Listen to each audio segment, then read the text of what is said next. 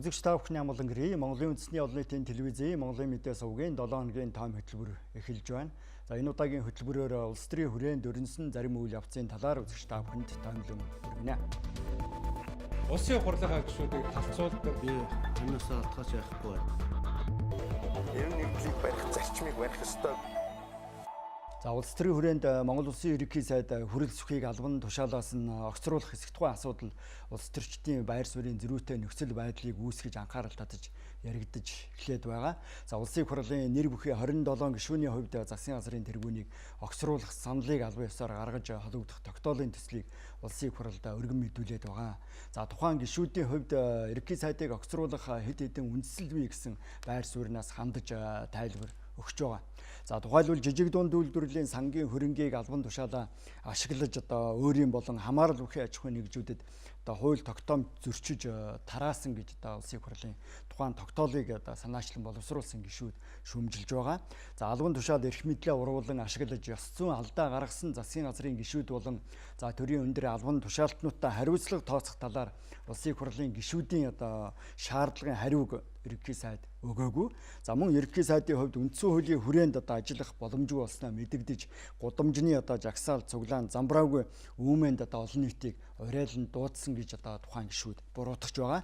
За мөн 2019 оны төсвийн төслийг боловсруулах явцад уулуурхаан бус экспортын үйлдвэрүүдийг дэмжих чиглэлээр төрийн тэргүүний гаргасан саналыг төсвийн төсөлд тусгаагүй. За эцэстээ Монгол улсын ерөнхийлөгч хориг тавьж 2019 оныг Монгол улс төсөвгүйгээр ухтах аюул тулсан гэдэг байдлаар тухайн гишүүд үндэслэл тайлбараа өгсөн.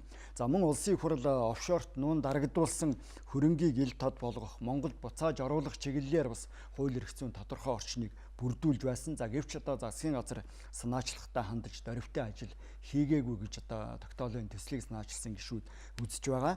За мөн засгийн газрын зөвшөөрөл шууд дэмжлэгтэйгээр гадаад гүрний нууц тусгай албад манай улсын нутаг дэвсгэрт хүн хулгайлах хууль бус үйл ажиллагаа явуулсан гэж улсын хурлын гишүүд буруутгаж байна. За мөн төрийн албан хаагчид ажлын байранда ямар ч баталгаагүй байна. Амь насаа алдсан тохиолдол гарсан.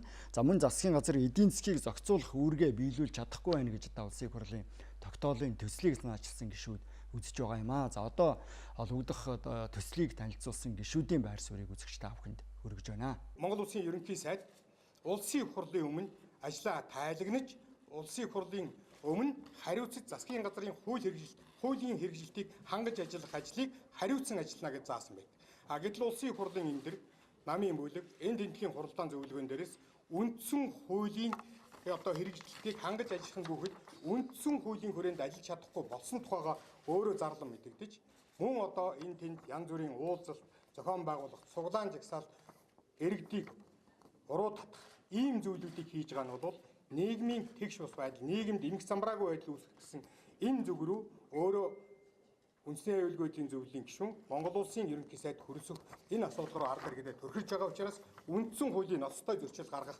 үндслэл бүрдсэн байна гэж үзэж байна. За үндсэн хуулийн холбогдох зохицуулалтаар бол улсын хурлын нийт гишүүний 4/1-ээс доошгүй ерөнхий сайд болон засгийн газрыг огцруулах саналыг гаргасан нөхцөлд улсын хурал зайлшгүй хилэлцэх шийдвэрээ гаргах зохицуулалттай байгаа.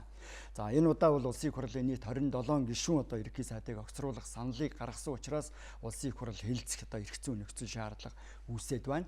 За холбогдох тогтоолын төслийг өргөн мэдүүлснээс хойш улсын хурлын төрийн байгуулалтын байнгын хороо 7 хоногийн дотор хилэлцэж санал дүгнэлтээ гаргах ёстой.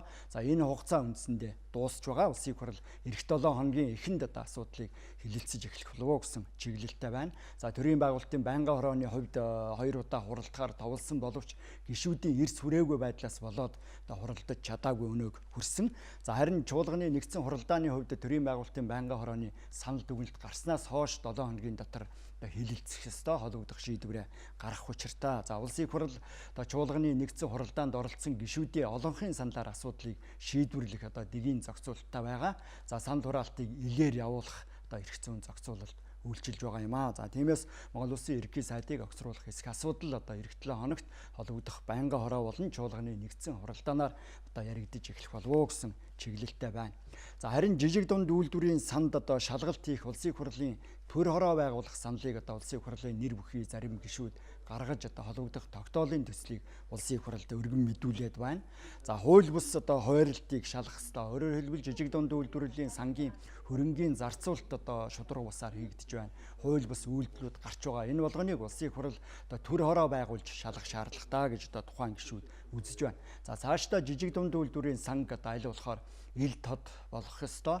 За аль болохоор нийгмийн эмзэг хэсгийнхэнд за бага орлоготой хэсгийнхэнд одоо сангийн мөнгөний хуваарлалт одоо чиглэх ёстой гэдэг үүднээс улсын их хурлын гишүүд хандаж байгаа. За тухайн одоо тогтоолын төслийг санаачилсан гишүүдийн байр суурийг үзэгч та бүхэнд үргэлжлүүлэн хүргье. Энэ асуудлыг сангийн яам шалгаж байгаа нэлтэд ашиг сонирхлын зөрчилтэй гэж үзэж байгаа. Ер нь монголчууд бидний ярьдаг хулгайчаа шалгадаггүй гэдэг. Тэгэхээр энэ хулгайчдыг шалгах төр хороо гэж ойлгож болно. Тэгээ энийг шалгаж байгаа холбогдох байгууллагуудыг одоо дарамтлах үйл ажиллагаанд нь нөлөөлөх иймэрхүү оролдлууд бол үнэхээр их явагдаж байна. Тэгээ ялангуяа нуун дарагдуулах. Тэгэхээр энтэй бол одоо улсын хурл дахь манай намын одоо гишүүд мөн одоо ардсан намд бас санал өргүүлсэн. Ардсан намаас бас гишүүд оролцох хүсэлтэй байгааг илэрхийлсэн. Хамгийн эхлээд ер нь банк санхүүгийн байгууллагаар дамжуулж мөнгө угаасан гэдэг одоо тодорхой асуудлуудыг бас ярьж штэ. Энэ асуудлууд ер нь хаана ямар шатндаа яваа энэ хэр шудраг хандах юм. Ер нь өнөөдөр энэ Монголын нийгэм том дуйлаантай гэмтэргүүд гараад энэ ер нь дарагддаг. Тийм учраас энэ итгэл алдарсан олон түмэн чинь шудраг ёсны хүсэмжлэлд ямар хариу өгөх вэ гэж бас удаан хугацаанд харж байна. Тийм учраас энэ дээр энэ шудраг ёсны хүсэмжлэлд хариу өгөхийн тулд Монгол Улсын их хурлаас хуулийнхаа дагуу улсын их хурлын гишүүд ийм санаачлагад нэгдэж бид нар оролцъё гэсэн ийм одоо байр суурьтай байна. За жижиг дунд үйлдвэрлэлийн санд шалгалт хийх улсын их хурлын төр хороо байгуулах саналыг гаргасан улсын их хурлын гишүүдийн хувьд хууль хяналтын байгууллагын үйл ажиллагаанд хөндлөнгөөс нь нөлөөлөхгүй. За харин тодорхой зарим асуудлаар хамтран ажиллана гэсэн байр сууриа илэрхийлээд байгаа. За цаашдаа аль болохоор жижиг дунд үйлдвэрлэлийг дэмжих сангийн хууль эрх зүйн орчныг боловсронгуй болох ёстой. Ер нь жижиг дунд үйлдвэрлэлийг дэмжих бодлогоо эргэж авч үзэх, оновчтой зөв зохицуултуудыг хийх ёстой гэдэг тайлбарыг одоо тухайн гишүүд гаргаад байгаа. За асуудал одоо цаашид үргэлжлэн яригдана. За улсын их хурлын холбогдох байнгын хорооны төвшин жижиг дунд үйлдвэрлэлийн санг шалгах төр хороо байгуулах асуудлыг хөндөж одоо байнгын хороо холбогдох санал дүгнэлтэд гаргаад байгаа. За улсын их хурл эх 7 хоногоос тухайн асуудлыг чуулганы нэгдсэн хуралдаанаараа хилцэж байж одоо эцсийн шийдвэрийг гаргана гэсэн чиглэлтэй байгаа юм аа. За харин улсын их хурлын дарга инх болдыг албан тушаалаасаа чөлөөлөгдөх шаардлагыг улсын их хурлын зарим гишүүд гаргаад байна. За тухайн гишүүдийн хувьд бол одоо улсын их хурлын даргад хэд хэдэн чиглэлийн одоо шаардлагыг тавьж за хууль эрх зүйн зарим талын үндэслэл бий гэдэг тайлбараа өгч байгаа. За тухайлбал ерөнхий сайдыг огцруулах асуудлыг хэлэлцэх улсын их хурлын хуралдааныг одоо улсын их хурлын дарга удирдах ёс зүйн эрх байхгүй гэж одоо тухайн гишүүд үзэж байна. За учир нь улсын их хурлын дарга инх болдын хувьд бол ерөнхий сайдыг огцруулах одоо санал гаргасан улсын их хурлын гишүүдийн саналыг дэмжиж холбогдох тогтоолын төслийг одоо хамтдаа өргөн мэдүүлж хүлээн авсан. За тиймээс улсын их хурлын дарга одоо тухайн асуудлыг чуулганаар хэлэлцэх үед одоо хуралдааныг удирдах ёсгүй юм а гэсэн шаардлагыг одоо тухайн гишүүд тавьж байна. За ер нь улсын их хурлын дарга хууль зөрчсөн олон удаагийн үйлдэлийг гаргаж байгаа. Одоо нийтийн сонсголыг хийх асуудлыг хэд хэдэн гишүүн өмнө одоо хөндөж тавьсан боловч хүлээж аваагүй. Хууль одоо дүрмийг бас зөрчиж байгаа. За тухайлбал 60 тэрбумын хэрэг одоо хууль хяналтын байгууллага дээр гацж байна. За удаан хугацаанд шийдэгдэхгүй байгаа. За энэ асуудлыг одоо улсын их хурлын дарга шийдвэрлэхгүй нөлөөлж байна гэдэг асуудлыг тухайн гишүүд хөндсөн. За мөн ээлжид бас чуулган хуралдуулах шаардлагыг одоо улсын их хурлын зарим гишүүн гаргаж байсан боловч одоо улсын их хурлын удирдлага хүлээж аваагүй гэж одоо тухайн гишүүд тайлбарлаж байна. За улсын их хурлын даргаыг одоо чөлөөлөх хүсэлтэд гаргах хүртэл одоо улсын их хурлын чуулганы нэгдсэн хуралдаанд оролцохгүй гэдгийг тухайн гишүүд мэдэгдээд байгаа юм аа. Одоо гишүүдийн байр суурийг үзэгч та бүхэнд хүргэж байна.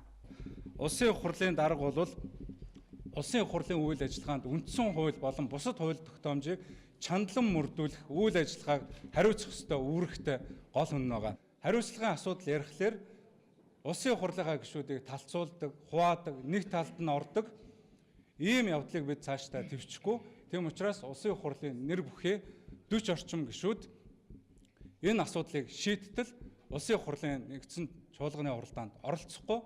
Энэ хүн бол зөвхөн одоо үндсэн хуулийн хамгаалалт гэдэг тэр хамгаалтын доор ингээд хууль зөрчсөн үйлдэлээ бүх талаар хамгаалуулад ингээд Монголын одоо төрийг одоо энэ буруу замаар хөтөөд явах юм болцоо бол байхгүй. Энэ дээр бол улсын хурлын энэ олон гишүүд өнөөдөр эрс бүрдэх ямар ч нөхцөлгүй болгож өнөөдөр хурал одоо бойкот зарлаж байгаа. Яг үндэ өнөөдөр Монголын төрийг Монгол ардын намж засаглаагүй, ардчсан намж засаглаагүй, парламентч засаглахгүй байгаа. Үүнийг хэсэгхэн компани тэдний гар хөл болсон хүмүүс засагласаар удлаа. Алин болгон үүнийг бид харсан ч хараагүй юм шиг, мэдсэн ч мэдээгүй юм шиг явах юм бэ. За шаардлага тавьсан улсын хурлын гишүүдийн хувьд аль нэг намын эрх ашигын үүднээс хандаагүй гэсэн байр сууриа илэрхийлээд байгаа. За улсын хурлын даргад одоо хариуцлага хүлээлгэх нь улс орны язгуур эрх ашигтай холбоотой гэсэн тайлбарыг тухайн гишүүд өгч байна. За үндсэн хуулийн цэц авилгатай тэмцэх газар шүүхийн байгууллагын хувьд л улсын хурлын даргын өмнө хүчин мөксдөж байна. За улсын хурлын дарга чөлөөлөгдөж асуудлуудыг хэлэлцэх боломж бүрдсэний дараа одоо чуулганы нэгдсэн хуралдаанд оролцсон гэсэн байр сууриа тухайн шаардлага тавьсан гишүүд одоо илэрхийлээд байгаа. За харин улсын хурлын дарга инквалдын хувьд одоо гишүүдэд бас солигдох хариу тайлбарыг өгөөд байгаа. За улсын хурлын даргын хувьд бол одоо гишүүдэд албан бичгээр бас хариу өгсөн. За улсын хурлын дарга өөрийн санаачилсан одоо хууль тогтоомжийг хүлээн авахыг одоо хуулиар хориглосон, хязгаарласан зохицуулалт байхгүй гэсэн тайлбарыг өгч байгаа. За нийтийн албанд нийтийн болон хувийн ашиг сонирхлыг зохицуулах, за ашиг сонирхлын зөрчлөөс одоо өрсөлдсөн сэргийлэх хуулийн холбогдох нэр томьёоны тодорхойлолт нь одоо улсын хурлын даргын бүрийн эрхийг хязгаарлах үндэслэл болохгүй юм а гэсэн тайлбарыг улсын хурлын дарга өгч байна. За энэ хуулийг бол одоо зөрчөөгүй гэдэг тайлбарыг өгч байгаа. За ерөнхий сайдын асуудлыг хэлэлцэх одоо чуулганы нэгдсэн хуралдааныг улсын хурлын дэд дарганараас хэн нэг нь одоо удирдах боломжтой юм а гэсэн одоо байр сууриа улсын хурлын дарга илэрхийлж байгаа. За харин шудраг ёсны төлөө одоо тууштай тэмцэнэ гэж Монгол улсын ерөнхий сайд хүрэлцэх мэдэгдээд байна. За ерөнхий сайдын хувьд л одоо улсын хурлын дарга инк болд албан тушаалаасаа огцрох ёстой. Мөн нийслэлийн засаг дарга Батболдыг одоо албан тушаалаас нь огцруулах ёстой гэсэн байр суурийг илэрхийлж байгаа. За нийгэмд одоо шудраг ёс тогтоох, за төрийн албаны хариуцлага сахилга батыг сайжруулах зорилго одоо бодлогоос ухрахгүй гэж одоо засгийн газрын тэргүүн тайлбарлаж байгаа. За ер нь бол одоо тэмцлээ тууштай үргэлжлүүлнэ, улам хатууруулна гэсэн байр сууриа илэрхийлээд байна. За одоо ерөнхий сайд хүрэлцэхийн байр суурийг үзэгч та бүхэнд өргөж байна. Ерөнхий сайд болохдоо би хэлжсэн. Би амнасаа алдгаач яахгүй байна. Ганцхан зүйлээс айж энэ бол ард түмний маань итгэл найдвар алдрахгүй гэдгээс л айж байна гэж хэлжсэн. Тэгээ энэ үгийг би олон удаа өөрийнхөө улсын хурлын бүлэг дээр шилж байгаа. Удирдах тушаалын албан тушаалтнууд хэлж байгаа. Та бүхэнд энэ төр засагт ард түмэн чинь итгэх итгэл найдвар чинь алдарчин шүү. Одоо хөдлөх цаг болсон. Шудраг ус тогтоохын төлөө ажиллах цаг болсон. Хариуцлага тооцох цаг болсон. Зарим албан тушаалтны ажил төрлөө өгөө. Энэ манан гэдэг бүлгийг одоо зайлуулах цаг болсон юм байна гэдгийг би өөрийнхөө яс биеэр энэ өнгөрсөн нэг жилийн хугацаанд мэдэрлээ. Хүмүүс ярьдаг манан гэж байд юм байна гэж. Үний юм байна. Манан гэж үнэхээр байд юм байна. Нам дамжсан, олигархууд нэгдсэн, нийлсэн, Монголын ард түмний өмч хөрөнгөөр баяждсан, таргалсан, цадсан, бүр сүүлдээ үр хүүхдүүд нь хүртэл Монголын төр шургалсан ийм олигарх бүлэгтэй үнийг хэлэхэд ерөнхий сайд нь тэмцэж байна. Заримдаа миний хүч хөрөхгүй байна. Хуулийн хүч хөрөхгүй байна, эрх мэдлийн хүч хөрөхгүй байна. А сэтгэл санааны хүч бол над байна. Над даягаад ах юм ерөөсөө алга. Би улсын хурлын дарга инх болдыг үүрэгт ажиллаа өгөө гэж шаардсан, огцор гэсэн. Та бол 60 төгрөгийн хэрэгт холбогдсон хүн. Би өнөөдөр нэг зүйлийг албан ёсоор хэлье гэж бодлоо. Тэр 60 төгрөгийн бичрэг гэдэг бол үнэн шүү. Үнэн. Тэр яриаг инх болд хийсэн үнэн. Тэр бол эвлүүлэг биш ээ. Хэрэгжүүлсэн эсхийг би сайн мэдэхгүй байна. Тэрийг хууль хяналттай байгууллага тогтоох байхаа гэж бодож байна. 60 төгрөгийн хэрэг, Эрдэнэтийн асуудал, Стандарт банкны асуудал, оюу толгой тойрсон асуудлууд, Монгол банк, Хөгжлийн банкны асуудал, тэр олон бондууд, концесстэй холбоотой хэрэгүүдийг шалгаж, буруутай этгээдүүд нь хариуцлага тооцох ёстой. Бид ингэж чадахгүй байна. Тийм учраас үндсээр нь өөрчлөхөөс өөр аргагүй болсон байна. Өөрчлөлт шинжилгээг ард түмэн шаардж байгаа, шахаж байгаа. Тэрний илэрхийлэл нь болж Монгол улсын засгийн газар, тэрний илэрхийлэл нь болж ерөнхий сайд ийм одоо асуудлыг хөндөд тавьж, шаардлага тавьж эхэлсэн. Тос дотроосоо өддөг гэж үг байдаг. Түүнтэй адилхан энэ төрийн их цэвэрлэгээ эхэлсэн гэдгийг би одоо албан ёсоор хэлхийг хүсэж байна. Би төрөө цэвэрлэх ёстой хүний нэг нь мөн. Дээр нь би бас намаа цэвэрлэх ёстой болжээ гэж бодож байна. Намаа цэвэрлэх ёстой. Энэ ажлыг би хийж хэрэгжүүлж чадахгүй бол одоо өөр хэн хийж хэрэгжүүлж чадах юм бэ? Хийх ёстой хүн нь би мөнөөс мөн. Надад хүч тийхээ дутж байгаа. Ирэх зүйн орчинд дутагдж байгаа. Гэхдээ энийг би олон түмэнтэйгээ хамт хийж чадна гэж бодож байна. Монгол улсын засгийн газрыг эсэргүүцэж 27 хүн гарын үсэг зурж мэдээлэл хийснийг та бүхэн бүгдээрээ харж байгаа. Тэр 27 хүний зургийг л сайн хараараа ямар хүмүүс тэнцээ зогсож байгаа вэ гэдгийг. Аяндаа өөрсдөө хэлээд өгнө. Хэн энийг эсэргүүцээд байна? Хэн энэ шудраг осны эсрэг ажиллаад байна? Хэн ажил албан тушаалаас огцохыг хүсэхгүй байгааг тэд хүмүүс өөрсдөө өнгө төрхөөрөө царай зүсээрээ өөрсдийнх нь хийдэг, хэлсэн, ярьсан зүйл, хэрэгжүүлсэн зүйлээрээ аяндаа ард түмэнд одоо харуулж байгаа. Улс орны маань эдийн засгийн унах зогссон. Миний хийж хэрэгжүүлэх ёстой 2 дахь ажил маань бол гайгүй явж гин гэж би бодож байгаа. Ажил авахад улс орны маань эдийн засгийн нөхцөл байдал хүнд байсан. Эдийн засгийн бодит төсөлд 1.2 дээр байсан бол өнөөдөр 6.3 хүрлээ. Оны эцэст 7-8 төрнө. Ирэх жил энэ үеийг одоо бид нэр доктортой хадгалж чадна гэж бодож байгаа. Хөрөнгө мөнгө санхүүгийн хувьд бас олцоотой байна. Болж байна. 2 хөрш маань ч гэсэн одоо дэмжиж байна. Гадаад дотоодод бас нэлээдгүй явлаа. Олон улсын байгууллагууд улс орнууд манай улс орныг дэмжиж байгаа. Бид нар өөрсдийнхөө бий болгосон, ард түмнийхөө бий болгосон энэ ардчил шудраг улсыг бид нар одоо хамгаалах цаг болсон байна. За харин ерөнхий сайдын хувьд гудамжны ямар нэг жагсаал цуглаан хийхийг олон нийтэд түрхрээгүй, уриалаагүй гэсэн байр сууриа илэрхийлж байгаа. За харин парламентын засаглалыг дэмждэг. Цаашид одоо парламентын засаглалыг аль болохоор боловсронгуй болгох чиглэсэн одоо хууль эрх зүйн орчныг бүрдүүлэх учиртай. Тухайлбал үндсэн хуульд нэмэлт өөрчлөлт оруулах асуудлыг цаг хугацаа алдахгүй одоо авч хэлцэх шийдвэрлэх ёстой гэсэн байр сууриас хандж байна гэдгийг Монгол улсын ерөнхий сайд илэрхийлээд байна. За мөн эдийн засаг нийгмийн амьдралыг одоо авч явах, шийдвэрлэх, тулгамдсан асуудлуудыг зохицуулахад бол шудраг ос одоо туйлын чухал байна гэдгийг засгийн газрын тэргүүн тодтогж байгаа. За харин улсын хурлын дарга инквалдын хувьд цаг үеийн нөхцөл байдал, улс төрийн хүрээнд үүссэн одоо үйл явдалтай холбогдуулан Монголын үндэсний олон нийтийн телевизээр дамжуулан байр сууриа илэрхийлсэн. За улсын хурлын даргын хувьд одоо засгийн газар бол үндсэн хууль болон бусад хуулийн хэрэгжилтийг хангах, улсын хурлын өмнө хариуцлага хүлээх үүрэгтэй байгууллага гэж үзэж байна. За түүнээс биш одоо улсын хуралд бойкот хийж хуралдааныг одоо гацаадаг байх ёсгүй юм а гэж одоо улсын хурлын дарга тайлбарлаж байгаа. За эдийн засгийн зарим одоо хүндрэл үүсээд байхад засгийн газар тодорхой арга хэмжээ авахгүй. За нөхцөл байдлаа улсын хуралд тайлагнахгүй, чуулганы нэгдсэн хуралдаанд сайдууд оролцохгүй, хариуцлагагүй хандаж байна гэж одоо хууль тогтоох байгууллагын удирдлага одоо үзэж байна. За одоо улсын хурлын удирдлагын яриаг үзэгч та бүхэнд хүргэж байна. Би энэ байдлыг бол Монголын хууль тогтоох дээд байгууллага энэ төрийн эрх мэдлийг барих байгууллагын дээр улс төрийн нам гарсан намын шийдвэрээр энэ байгууллагын үйл ажиллагааг ингэж зогсоож байна гэж ингэж харж байгаа. Шуутхан утгаар нь хэлэхэд Монгол Ардын намын дарга намынхаа дотоод үйл ажиллагаа, иргэдийнхэн харилцаа энэ өөрийнхөө хүлээсэн үүргээ бүрэн дүүрэн биелүүлж чадахгүй байна. Үүнээс шалтгаалж улсын хурлын үйл ажиллагаа инхүү одоо доолдож байна гэж ингэж ойлгож байгаа. Улсын хурлын одоо дараах асуудал хөндөгдөж байна. Тэгэхээр үүдэн таныг бас ажиллаа өгөөч гэж нэлийн шахаж байна. Тэр нь улсын хурал тарах нь ер нь одоо хүнд ашигтай байж болох. Би бол их хариуцлагаас зүхтаагаад улсын хурлын даргын энэ албан тушаалд одоо шигдээдээ суугаадаа гэсэн ийм бодол бол байхгүй. Би Монгол улсын ерөнхий сайдын албан тушаалыг хашиж байгаад улс төрийн нөхцөл байдлыг үнэлд өгнж өөрөө өргөдлөө өгч огцорч байсан. Би Монгол улсын ерөнхийлөгчийн сонгуульд хариуцлагагүй оролцсноо хүлээн зөвшөөрөөд Монгол Ардын намын даргад дахин нэр дэвшихгүй намын даргын ажлыг би өгч байсан. Надд бол төрийн энэ өндөр албан тушаалд одоо ингэж шигдэж суугаад байдаг ийм зам бол байхгүй. Харин хариуцлага тулгарсан үед ажлаа өгөөд явах нь бол хариуцлагаас зүхтааж байгаа хэрэг юм а гэж би бол ингэж бодож байгаа. Тэгэхээр бас сүүлийн үед юун тухай ярьж байгааг бол энэ манан гэж нэг юм бүлэглэл байна. Таныг бол одоо тэр манан бүлэглэлийн толгойлогчд бол ингээд сонлоод байгаа.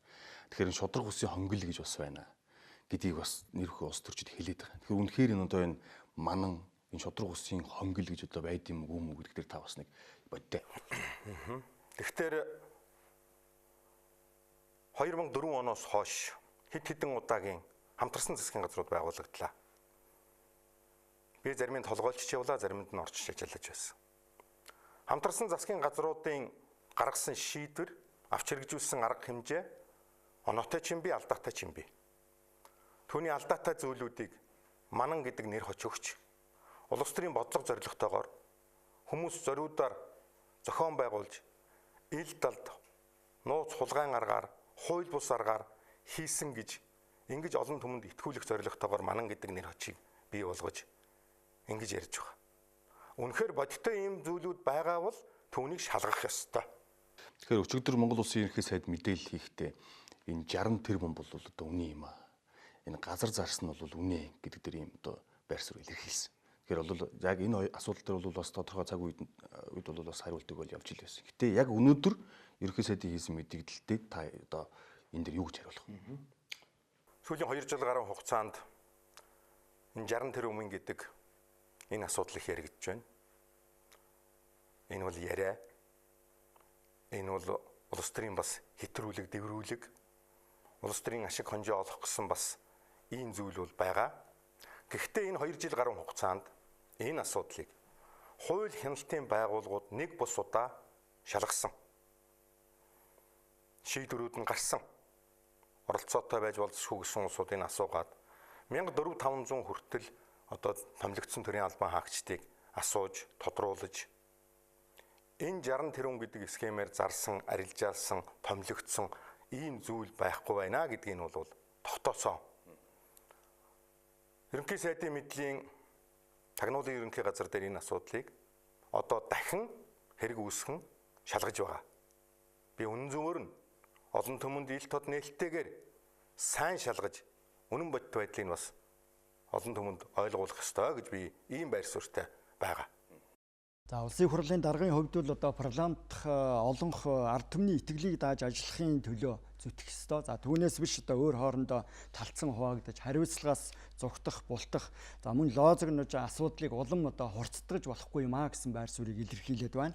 За нийгмийн анхаарал татсан бухимдуулсан дуйлиантай томоохон одоо гэмт хэргийн чанартай асуудлуудыг бол засгийн газар болон холбогдох хууль хяналтын байгууллагууд анхааралтай авч цаг хугацаа алдахгүй шийдвэрлэх ёстой гэсэн тайлбарыг улсын хурлын дарга өгч байна. За харин Эрдэнэ төлөвлөрөөр оюу толгойтой холбогдох одоо асуудлуудаар улсын хурл ажлын хэсгүүд байгуулсан санал дүгнэлтээ гаргаж байгаа холбогдох дүгнэлтийг одоо ойр үед бас танилцуулах боломж бүрдэж байгаа гэсэн тайлбарыг улсын хурлын дарга өгөөд байна.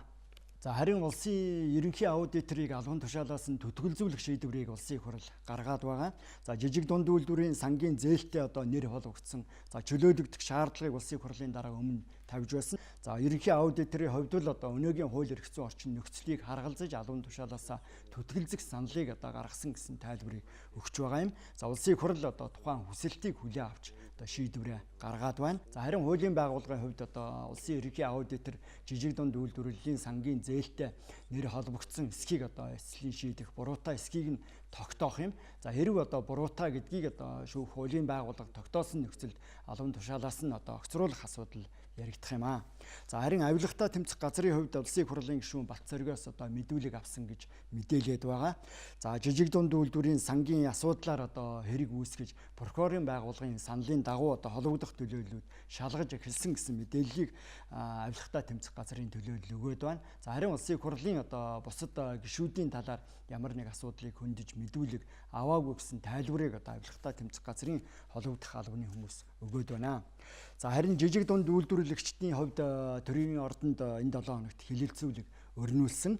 За банкны зээлийн шалгуур одоо давдаггүй, бичиг баримт одоо бүрдүүлэхэд цаг хугацаа ихээхэн алддаг. За жижиг дунд үйлдвэрлэлийн сангаас зээл олддоггүй. За арилжааны банкуудын хувьд одоо зээл тавихтаа өндөр шалгуур нөхцөлийг тавьдаг гэдэг асуудлыг одоо жижиг дунд үйлдвэрлэгчдийн төлөөлөл хөндөж байна. За цаашдаа одоо зээлийн хүртээмжийг нэмэгдүүлэх ёстой, элдв бэрхшээлийг арилгах шаардлагатай гэдэг асуудлыг одоо хэлцүүлэгт оролцсон төлөөллүүд тайлбарлаж байгаа.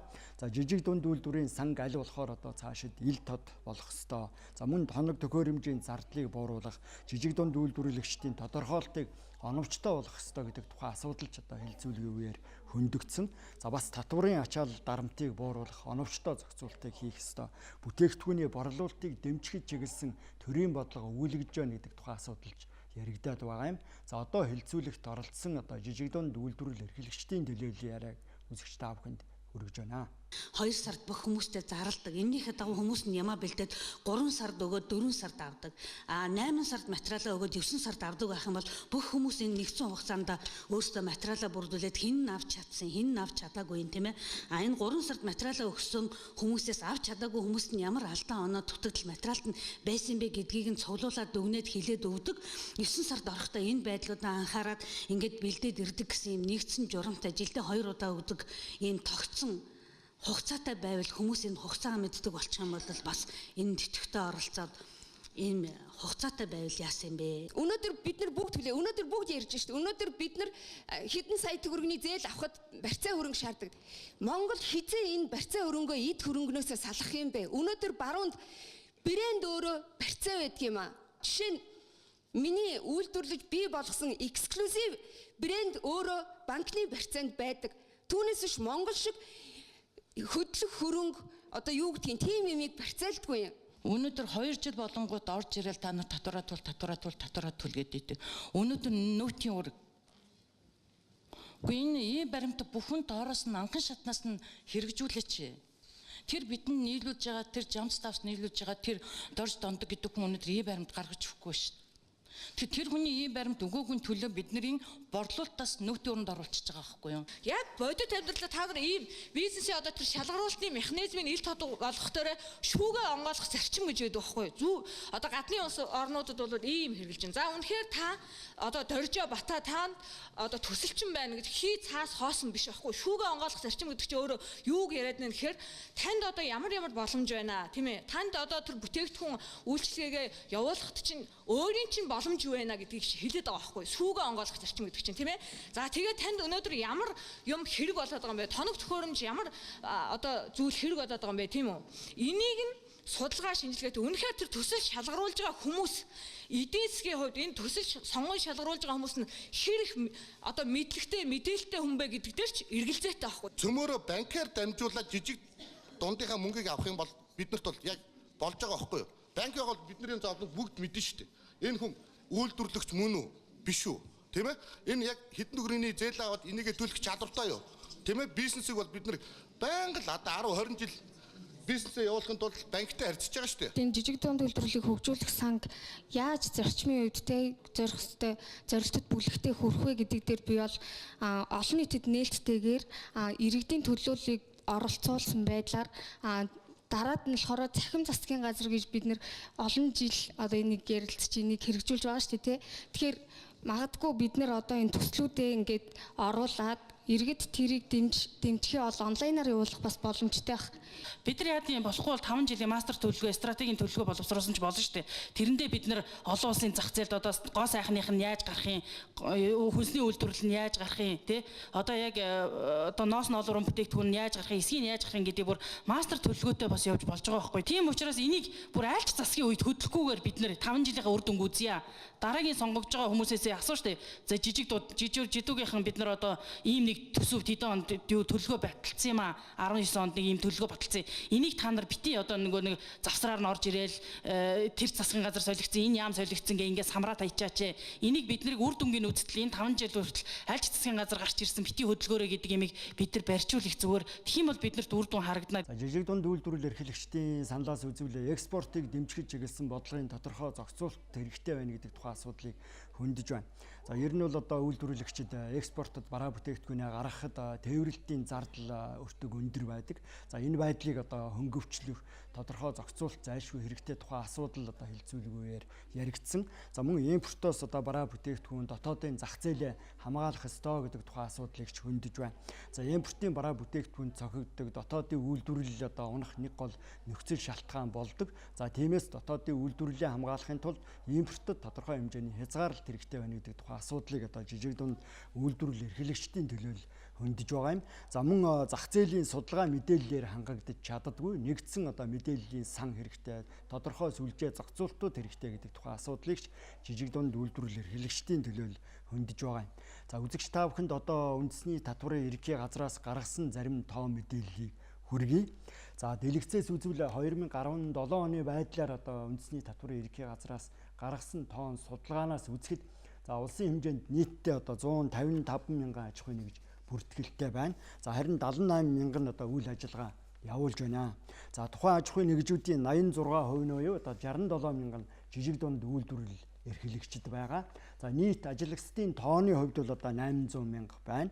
За харин 57% нь одоо жижиг дунд үйлдвэрлэлийн салбарт ажиллаж байгаа гэсэн одоо тоон судалгааг үндэсний татварын ерхий газар гаргаад байна. За дараагийн тоо мэдээллийг үзэгч та бүхэнд хүргэе. За дотоодын нийт бүтээгдэхүүний 17%-ийг одоо жижиг дунд үйлдвэрлэл эрхлэгчид бүрдүүлж байгаа. За харин одоо экспортын 2.3%-ийг одоо жижиг дунд үйлдвэрлэл эрхлэгчид гаргаж байгаа юм. За энэ бол мөн л одоо 2017 онд үндэсний татварын байгууллагаас гаргасан одоо тоо мэдээлэл судалгаа байгаа юм аа. За харин Монгол банкнаас гаргасан одоо төвөр судалгааг үзэгч та бүхэнд хүргэе. За 2018 онд гаргасан судалгаа, тухайн судалгаанд одоо Улаанбаатар хотын 1000, за аймаг орон нутгийн 1800 гаруй одоо жижиг дунд үйлдвэрлэл эрхлэгчид хамрагдсан байна. За тухайн аж ахуйн нэгжүүдийн 86% нь одоо 1-ээс 10 хүртэл ажиллагчтай байна. За харин өөрсдийн хөрөнгө оруулалттай аж ахуйн нэгж 98%-ийг нь эзэлж байгаа. За салбараар нь авч үзвэл одоо үйлчилгээ эрхлэгчид 34%, худалдаа эрхлэгчид 37%, за үйлдвэрлэл эрхлэгчдийн хувьд 21%-ийг нь одоо эзэлж байна гэсэн тоо мэдээлэл гарсан байна. За дараагийн судалгааг үзүүлье. За судалгаанд хамрагдсан жижиг дунд үйлдвэрлэл эрхлэгчдийн борлуулалтын орлогыг жилээр нь гаргасан. За жилдээ одоо 500 саяас 1 тэрбум хүртэл төгрөгийн борлуулалтын орлоготой жижиг дунд үйлдвэрлэл эрхлэгчид 6%-ийг эзэлж байна. За 50 саяас 499 сая хүртэл төгрөгийн одоо борлуулалтын орлоготой аж ахуйн нэгж 46%-ийг нь эзэлж байгаа. За харин 10 саяас 49 сая хүртэл төгрөгийн борлуулалтын орлоготой аж ахуйн нэгж 36%-ийг нь эзэлж байна. За харин 12% нь одоо 9.9 сая хүртэл төгрөгийн одоо борлуулалтын орлоготой байна. За үзэгч та бүхэнд одоо үндэсний татварын байгууллага болон одоо Монгол банкнаас гаргасан зарим тоо мэдээллийг хүргэлээ. За тойм хөтөлбөрөө зочны ярилцлагаар үргэлжлүүлье. За тойм хөтөлбөрийн зочны ярилцлагад Монгол Улсын их сургуулийн багш доктор профессор Отхон Төгс оролцож байна. За зочинтой жижиг дунд үйлдвэрлэлийг хөгжүүлэх боломж гарч шийдлийн талаар ярилцах болно. Тэгэхээр жижиг дунд үйлдвэрлэлийн хувьд эдийн засгийн хөгжлийн нэг гол тулгуур байх боломжтой гэж үзэж байна уу? Хамгийн гол нь бодлогын хувьд тодорхой дэмжлэг өгүүлж байна. Жижиг дунд үйлдвэр бол сүүлийн 2018 онд одоо энэ онд гарсан хийгдсэн судалгаагаар бол нийт Монголын ажиллах хүчний 1,500 орчим мянган хүний нэг 80-аад орчим хувийг 86 орчим хувийг жижиг дунд үйлдвэрт ажилладаг гэж байна. Тэгэхээр энэ бол маш том одоо эдийн засгийн том хүчилтэй. Гаргаж байгаа экспортын хэмжээгээр яг бага байгаа. Том бизнес бол их гаргана. Одоо уул уурхай энтер гээд жижиг дунд үйлдвэр бол нэг 5-аас 6% экспортын одоо орлогыг олж яадаг. Гэхдээ манай эдийн засгт бол ажиллах хүчний хувьд, амжиргааны хувьд, аймагуудын тийм ээ орон нутгийн хөгжлийн хувьд энэ айгу чухал салбар. Ер нь жижиг дунд үйлдвэрлэлийн салбараа бодлогын хувьд ямар зохицуулалтаар илүү хангаж дэмжих шаардлагатай гэж ойлгож байна. Эхлээд бол ер нь бол дэмжих ёстой юу гэдэг том эдийн засгийн том асуудал гарна л та. Яагаад бас асуудал гарах уу гэхээр бүх юмыг дандаа улсаас дэмжинэ гэж байхгүй шүү дээ. Гэхдээ жижиг дунд үйлдвэрийг яагаад дэмжих ёстой вэ гэхээр энд хамгийн гол нь одоо хүн амын ажиллах хүчний 70-80% нь ажиллаж байгаа. 70-80% нь ажиллаж байгаа.